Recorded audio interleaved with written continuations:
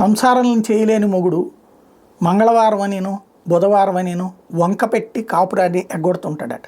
అట్లాగే యుద్ధంలో గెలవలేని పాకిస్తాను రకరకాలు మొన్నేమో సిక్కులని రెచ్చగొట్టే ప్రయత్నం చేసింది, నిన్నేమో క్రైస్తవుల్ని రెచ్చగొట్టే ప్రయత్నం చేసింది, అట్లాగే హిందువులని ముస్లింల మధ్యన చిచ్చు పెట్టే ప్రయత్నం చేస్తుంది. అది విఫలమైతే దేశాల మధ్య చిచ్చు పెట్టే ప్రయత్నం చేస్తుంది. ఆఫ్ఘనిస్తాన్కి మనకే గొడవ లేదు, ఆఫ్ఘనిస్తాన్కి పాకిస్తాన్కి గొడవ ఉంది. పాకిస్తానే ఆఫ్ఘనిస్తాన్లోని వాళ్ళ పాలనకు కారణం, కానీ వాళ్ళని తీవ్రవాదులుగా వాడుకున్నది పాకిస్తానే.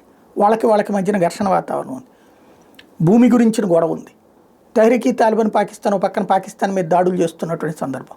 ఇట్లాంటి టైంలో పాకిస్తాన్ ఒక కీలక ఆరోపణ చేసింది, ఆఫ్ఘనిస్తాన్ మన మీద రెచ్చగొట్టేందుక అంటే ఒకటి ఫస్ట్లో ఏం ఆగిందంటే మనం మిస్సైళ్ళు అయ్యో ఆఫ్ఘనిస్తాన్లో పడ్డాయని, దాన్ని ఆఫ్ఘనిస్తాన్ తోసిపుచ్చింది.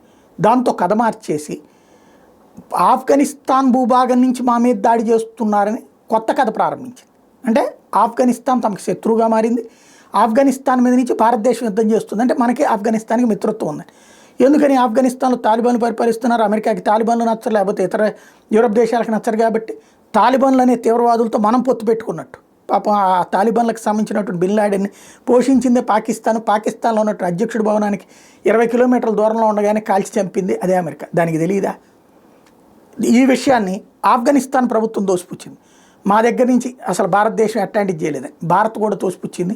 మేము వెళ్ళి ఆఫ్ఘనిస్తాన్ నుంచి ఎందుకు వాడతాం రా నాయన, మా భూభాగం నుంచి చాలని చెప్పేసి.